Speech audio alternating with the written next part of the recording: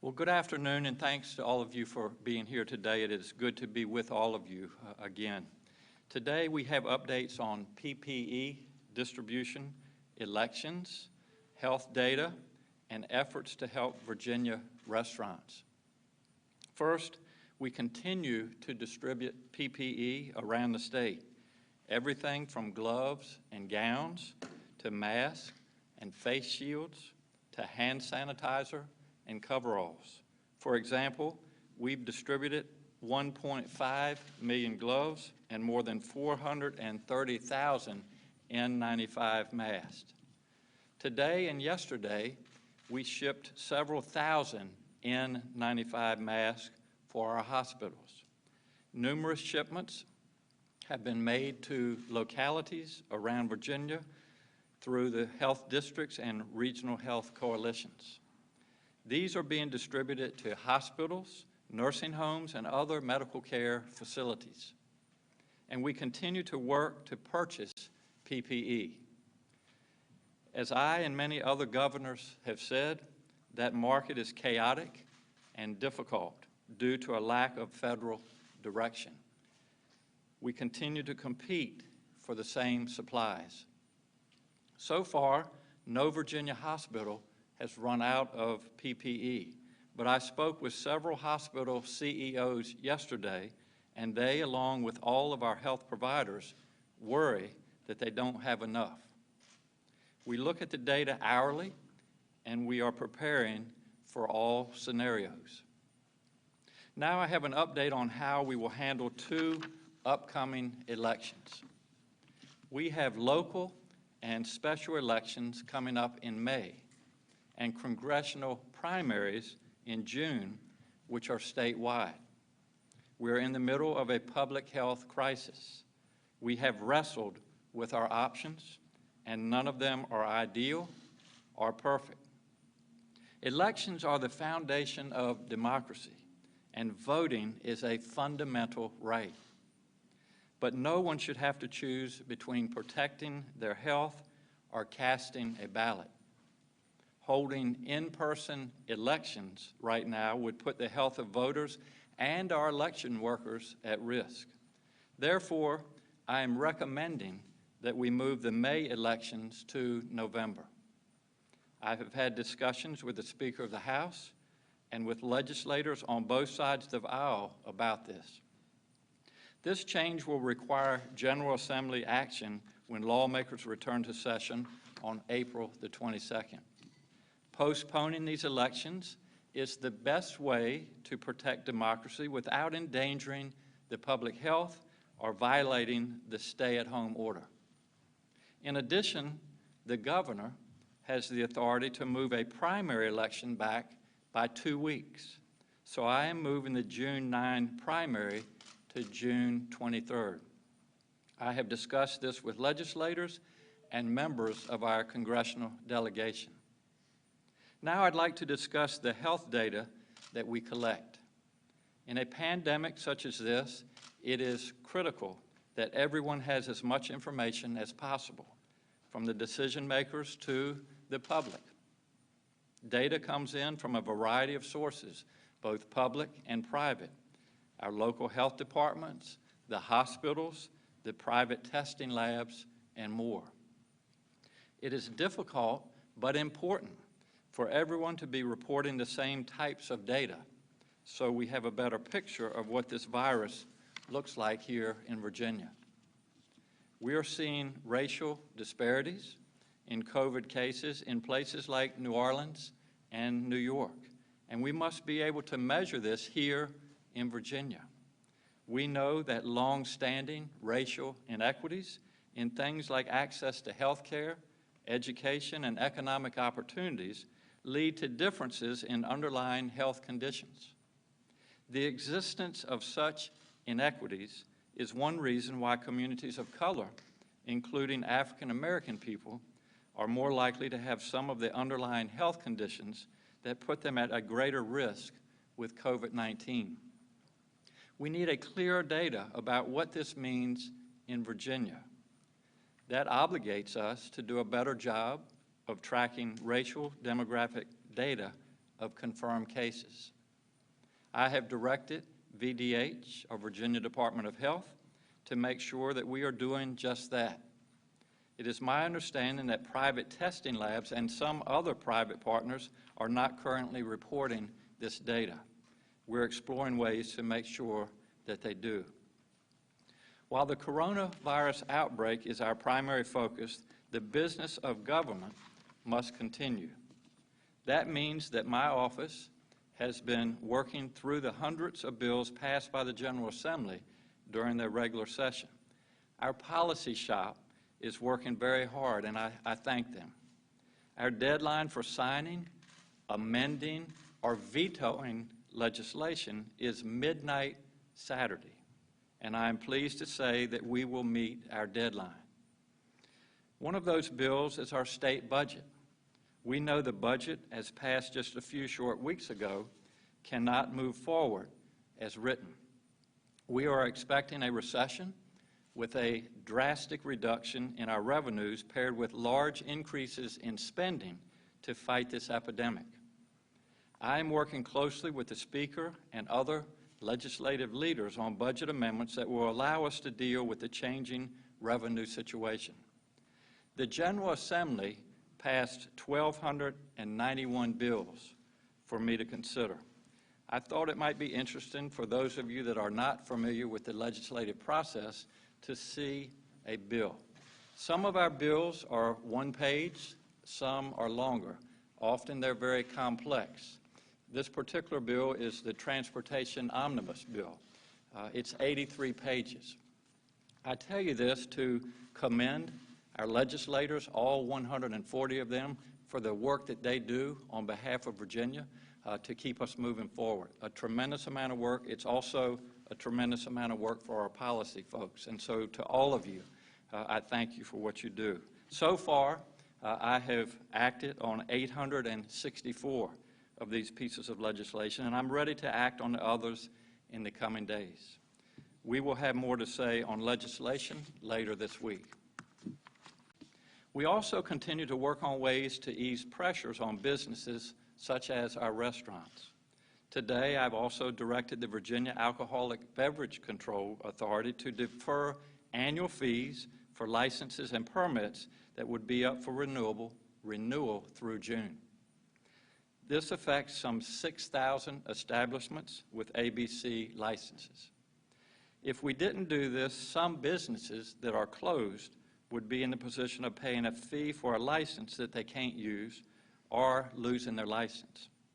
I've also directed ABC that establishments with mixed beverage licenses, such as restaurants and distilleries, will be allowed to sell mixed beverages through takeout or delivery. This will be effective at midnight Thursday. All Virginia restaurants that remain open are now takeout or delivery only. Allowing them to sell mixed beverages with takeout or delivery orders will help them augment their revenue streams so they can continue to operate and employ Virginians. Finally, Passover begins tonight. This is normally a time for those of the Jewish faith to come together, but please celebrate the Seder only with those you live with or in a virtual Seder, not in a large group. We must continue the social distancing that is our best tool as we fight this virus because science tells us that it's working. Thank you all again for joining us today, and now I'd like you to hear from our Department of Health Commissioner, Dr. Norm Oliver, and following his comments, we'll be glad to take questions. Dr. Oliver. Thank you, Governor. Good afternoon. I wanted to update you on the numbers on the COVID-19 cases here in the Commonwealth. We have a total of 3,645 cases of COVID-19. This is a 312 case increase over the last 24-hour reporting period. The total deaths now number 75, and that's 12 additional deaths since the last 24-hour reporting period. I'd like to make note of the fact that on our website, we now have a weekly report that will be posted each Monday This past Monday, we posted the first of those weekly reports. These reports include a case description about all the cases that we have here, and that underscores some of the points that the governor was making in his opening remarks. Virginia is one of less than 12 states in the United States that actually report race and ethnicity data on COVID-19. And with that, however, there are a number of challenges that we face. We do not have race and ethnicity data on 53% of the incident cases in the state. That's mainly because labs receiving data from providers who've taken test specimens from patients and sent that in without that racial and ethnic category information with them. And if the labs don't have that information, they can't report it to us. The VDH crews who do the case investigations and contact investigations collect all of that data, and the 47% that we have data for is the data that we've collected. We have the same problem with respect to deaths from COVID-19. About half of the deaths that we have no racial and ethnic data on that. That we can do much more to resolve, because as the death certificates are generated, we can go back and backfill that information in there. With respect to the clinicians, we'll be sending out a letter encouraging clinicians to put down that important racial and ethnic information on their test specimens when they send them in. Based on the weekly report that was posted to our website this past Monday on the 6th, at that time we had racial and ethnic data for 1,381 cases. Of that number, 386 were African American, for about 28% of the cases. Historically, since about 1970, the African American population in the Commonwealth has been around 20%. We had 159 Latinx people who were positive for COVID-19. That comes to a percent of about 12% Latinx.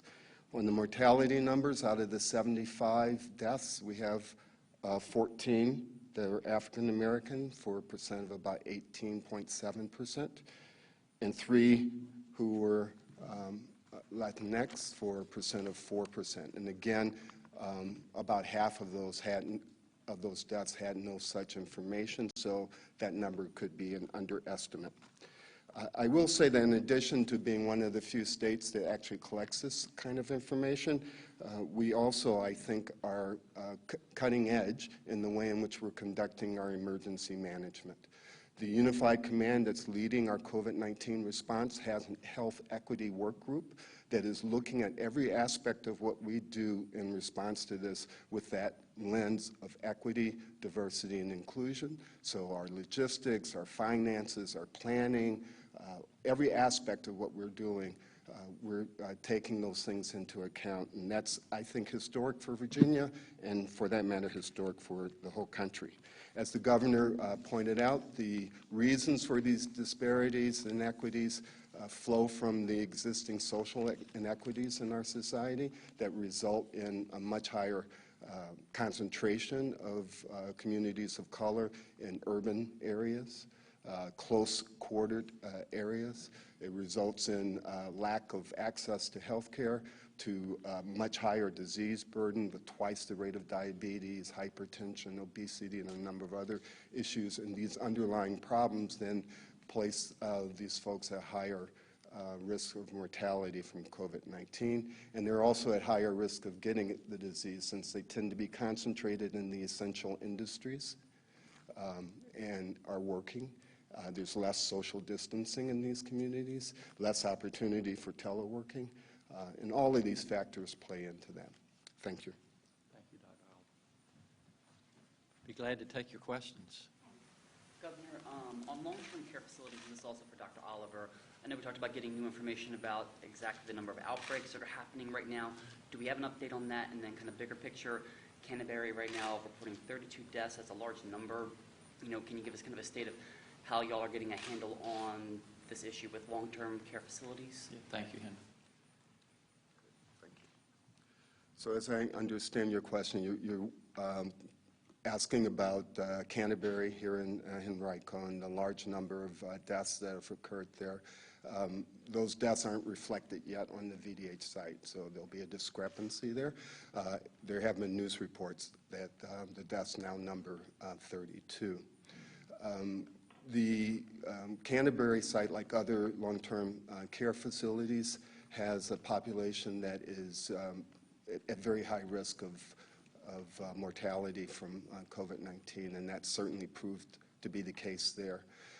The local health department in Henrico and the management of Canterbury have done their best to isolate the cases as they can and provide distancing, quarantining those cases and so on to try to keep down the spread.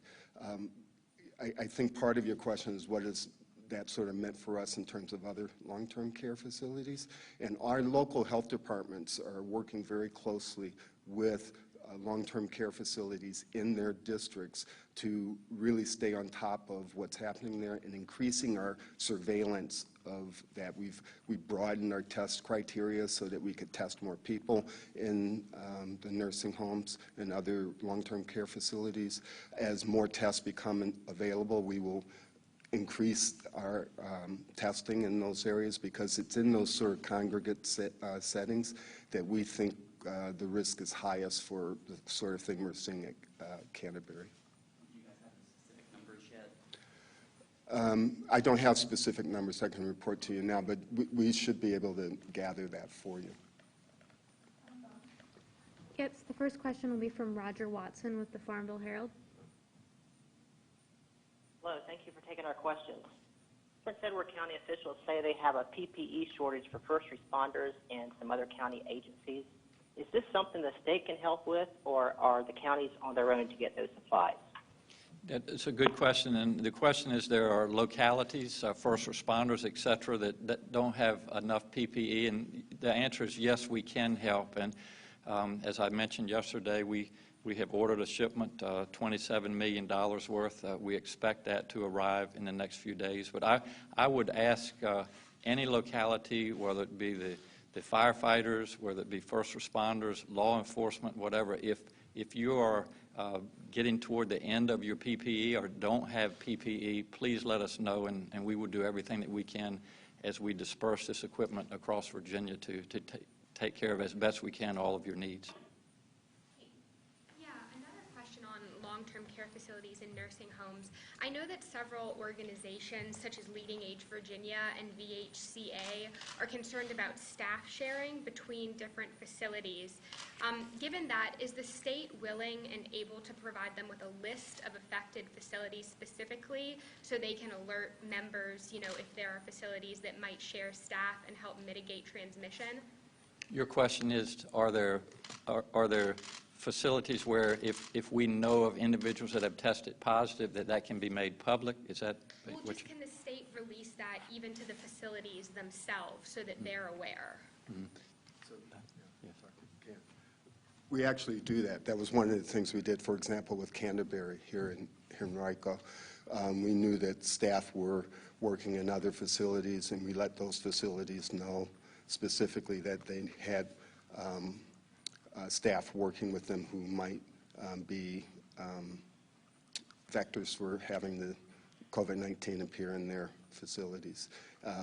And we did our due diligence in trying to contain that, and I think we did a good job. It hasn't spread to those other facilities. In your latest clinician letter, you said that the guidance currently is that asymptomatic workers who may have been exposed can continue to work as long as they wear a face mask. Can you go into more of why that might be and why that guidance was issued?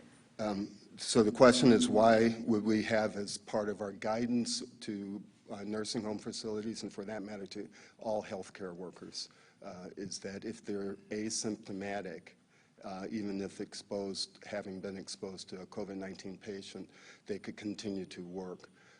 Why would we do that?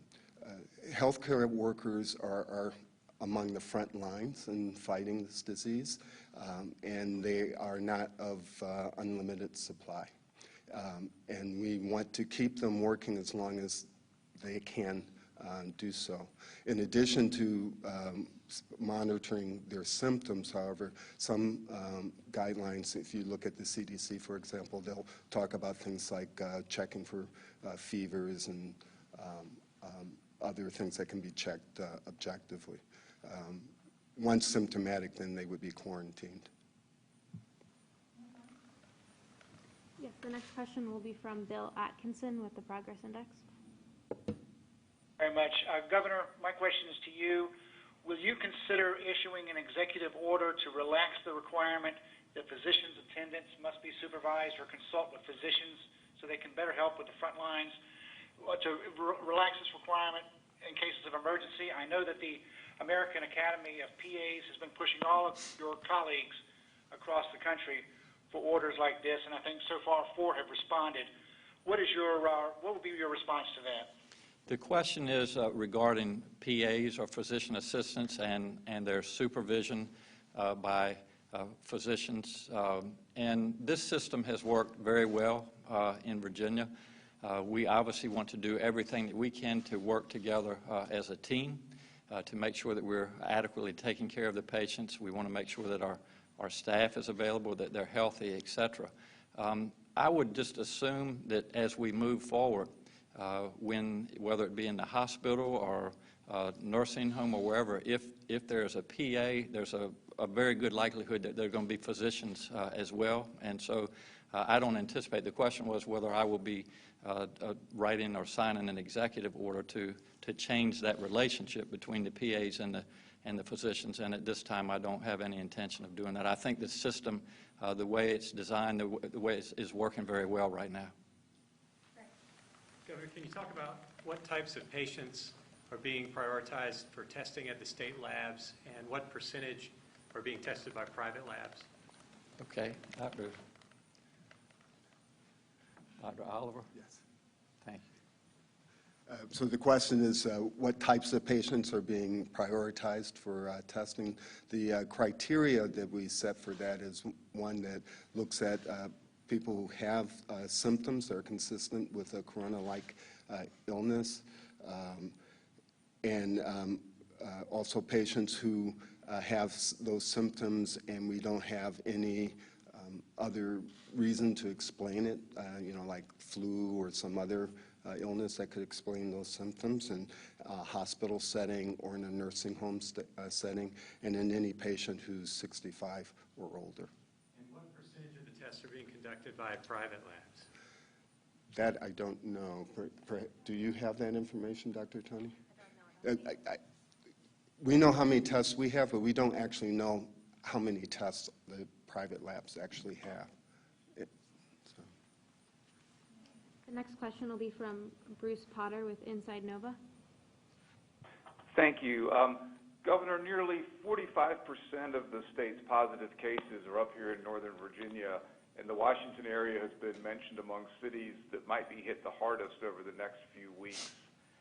Are there any specific hot spots for the virus that you and your team have identified in Northern Virginia? And what are you hearing from the hospitals up here in this region about their ability to handle the projected surge of patients? The question is Northern Virginia and certainly the density of our population, and what am I hearing from our hospitals and what are they doing to prepare for the surge? First of all, I will reiterate that the mayor of Washington, D.C., Mayor Bowser, the governor of Maryland, and I have been working very closely. We have tried to be consistent in our guidelines, especially the stay-at-home, social distancing, et cetera. We realize that the greater Washington area is at risk to be a hot spot. As far as any particular areas in Northern Virginia, I mean, that data is available. We've obviously had cases in Fairfax, Arlington, Alexandria, and we would be glad to share that with you. But it's part of the question, what are the hospitals doing? We are preparing for all scenarios, and I think we've outlined a lot of those plans. But I want to commend the folks for the greater Washington area and in our case, in Northern Virginia, for really doing a good job in following the guidelines.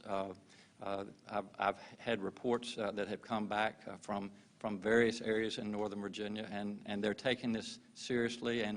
And the key here is that if we can continue to follow those guidelines, we will do what we need to do in flattening this curve, and we'll put a lot less of a burden on our hospitals. But I will tell you, in just talking to the CEOs from our hospitals yesterday, they're ready.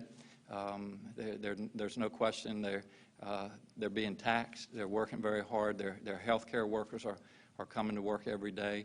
They're worried about PPE. They're worried about the testing, all of the things that we've been talking about. But they are prepared to take care of Virginians in the event that this surge occurs, and I'm proud of all the work they're doing.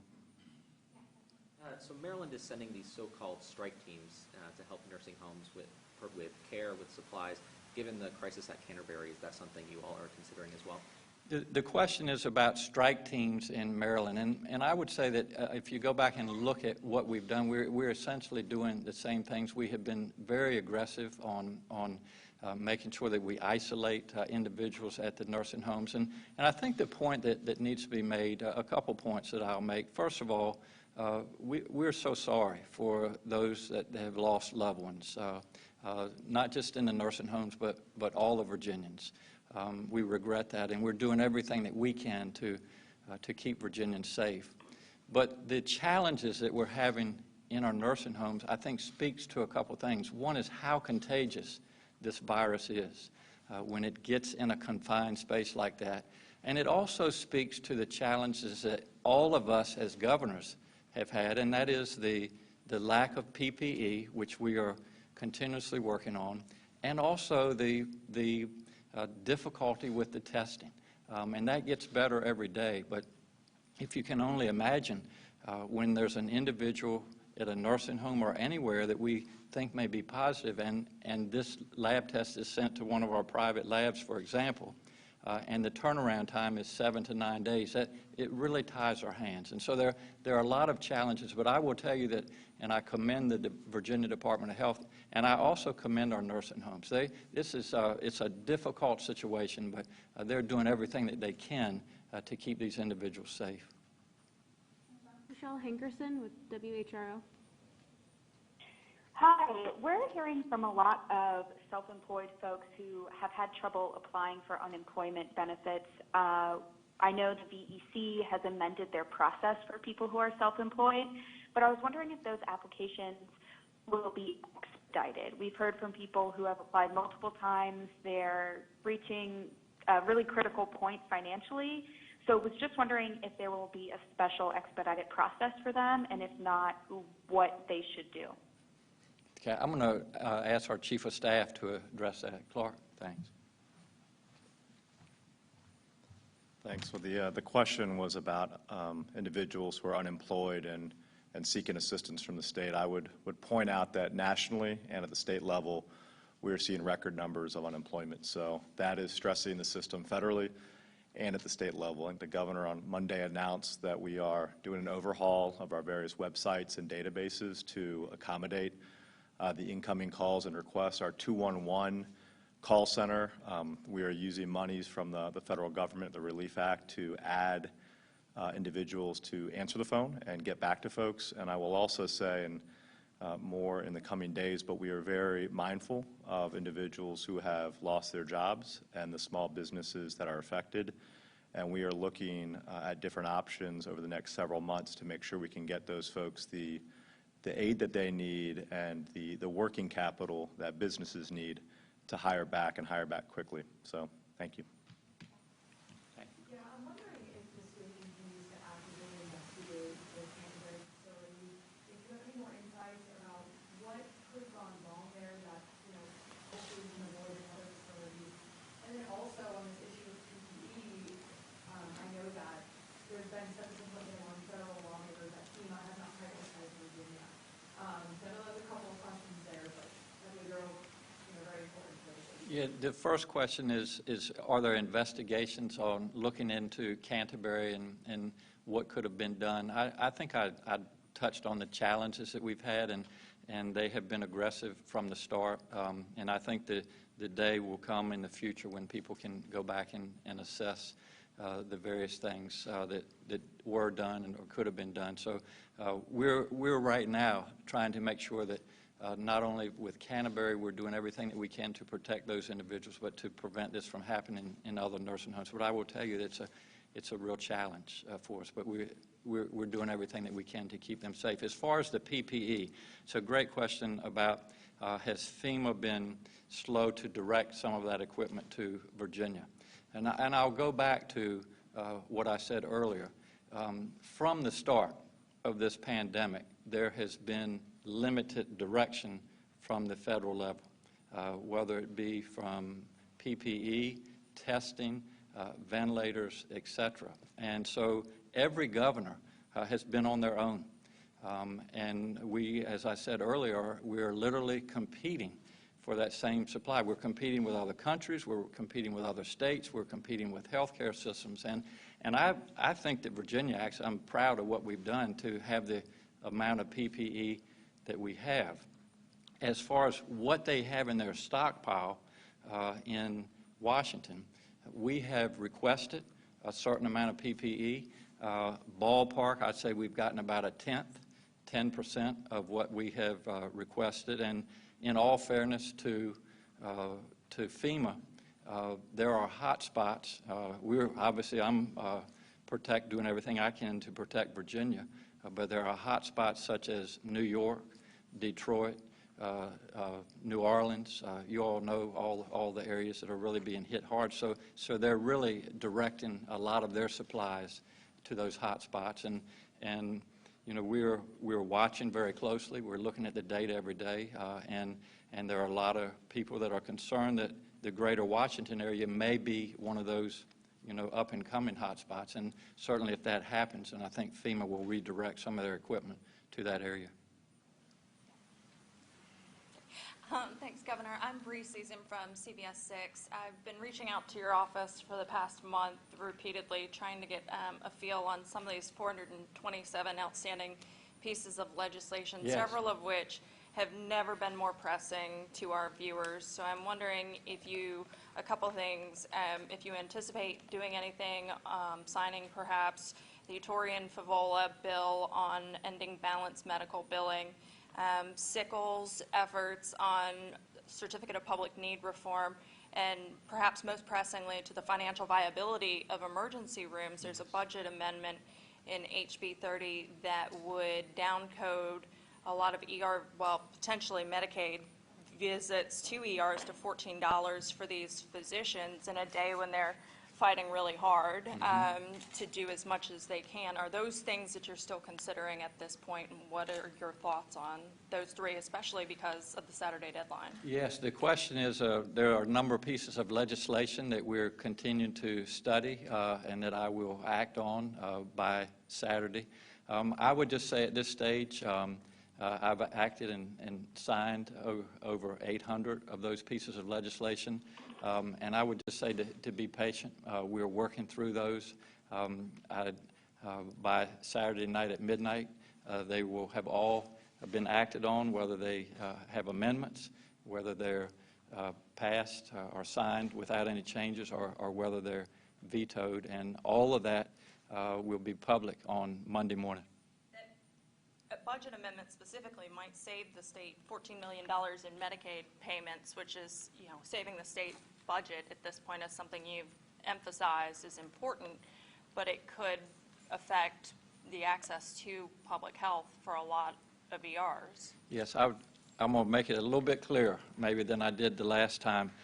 All of these pieces of legislation are important. We're working through those. Yes, I'm going to do everything that I can to protect our budget, but all of that will be released as of Saturday night at midnight. So thank you for your question. Yeah, the next question is from Tracy Agnew with the Suffolk News Herald. Tracy? Okay. Yes, thank you so much for taking our calls. My question is about testing resources available to medical examiners in the state. Reports from other states are that their coroners aren't able to test the dead who had symptoms of COVID-19 but weren't tested while they were living. So have medical examiners in Virginia been giving the resources necessary to do so that their contacts who are still living can be notified? The question is whether we had the ability to, Dwayne, is Dwayne in here? When you get a chance, this microphone, I think is out. But the question is, are we testing, or do we have the ability to test those deceased so that their family members can be notified? I don't. To test Those that are deceased, whether they had COVID-19. Okay, so the medical examiner is in the Department of Health office of the chief medical examiner. Cases that wind up at the medical examiner are cases that are not known to have had a natural death, so suicides, homicides, other things that are being investigated wind up there. And in that situation, I think that we could certainly consider the possibility of testing. That would be another situation where with increased testing capacity, we could add that as a criteria. At this point, we're not doing that, however.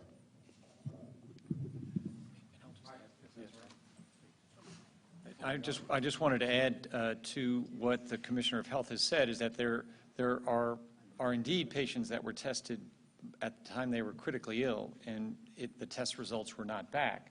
And those are made available to loved ones when those results come back. So those results are made aware, the families are made very much aware of that test result. Also, Dr. Tony corrected me. I misspoke.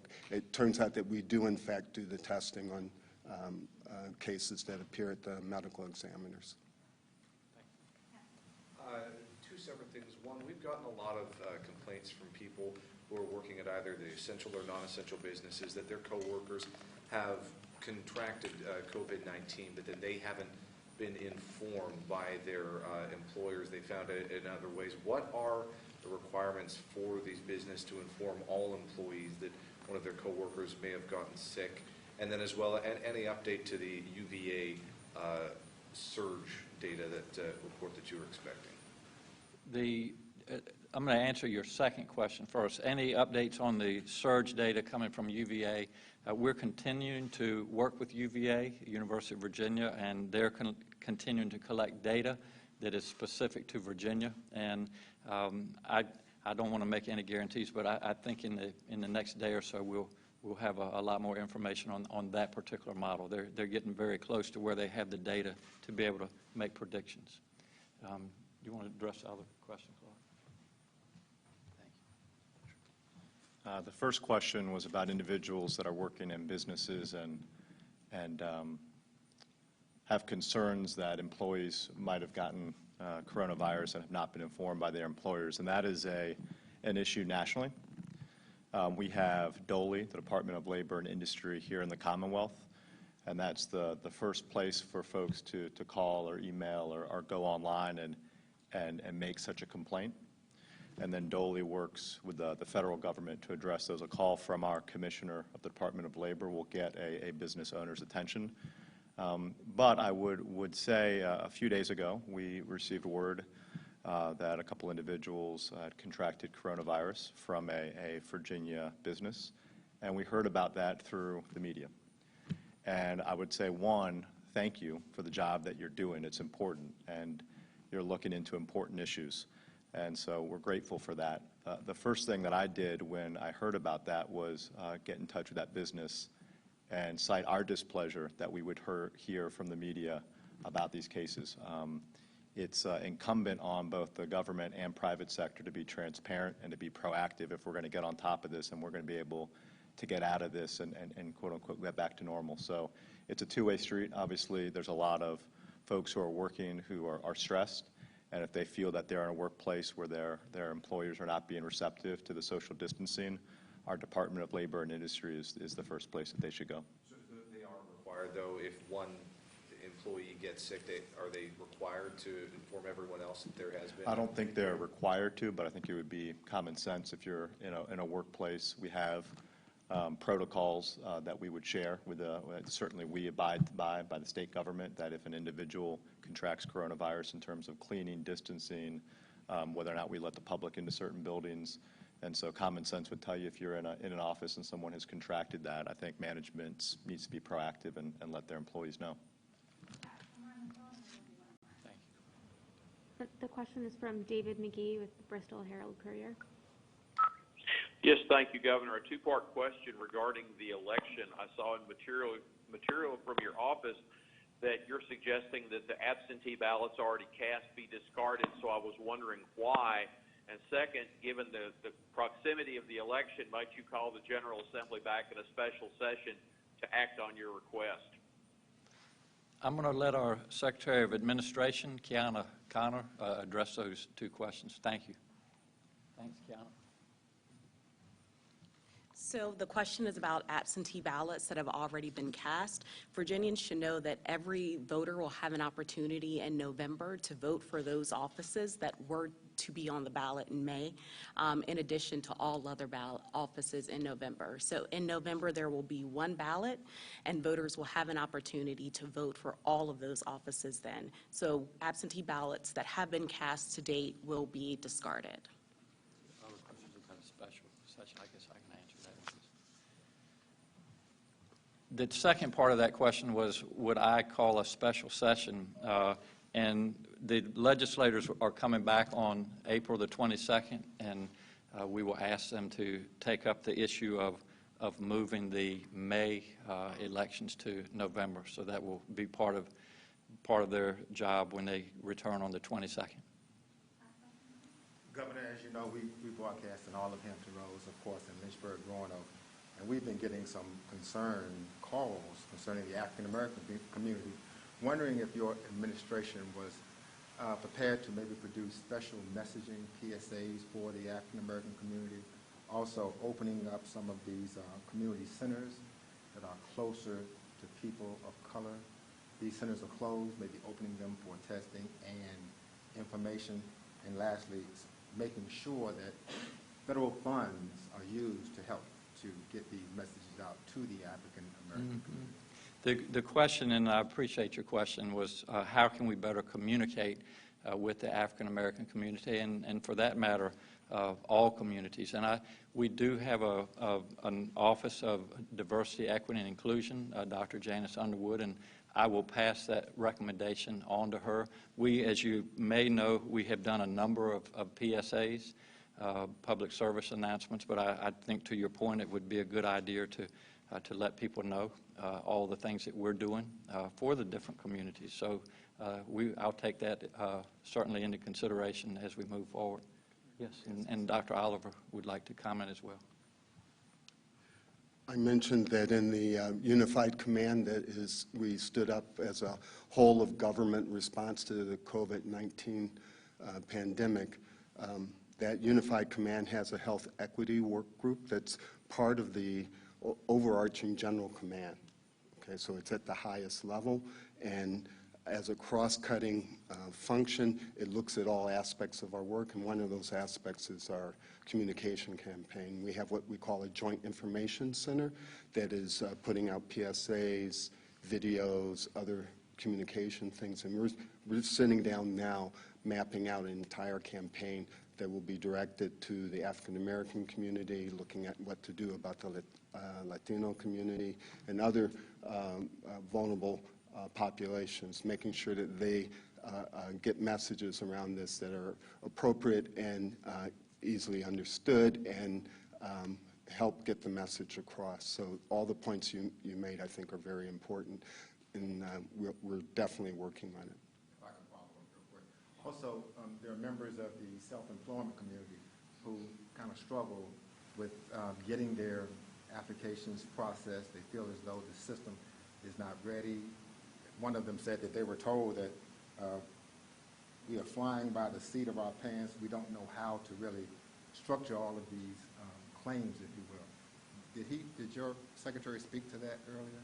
The self-employment community. the self-employed community? And we can make sure to, again, put out the websites and the phone numbers.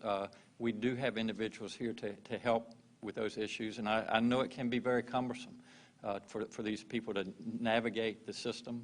And I don't have the website or the phone numbers, but I want to make sure to get them to you. But encourage folks that do need assistance that we are here to help with that.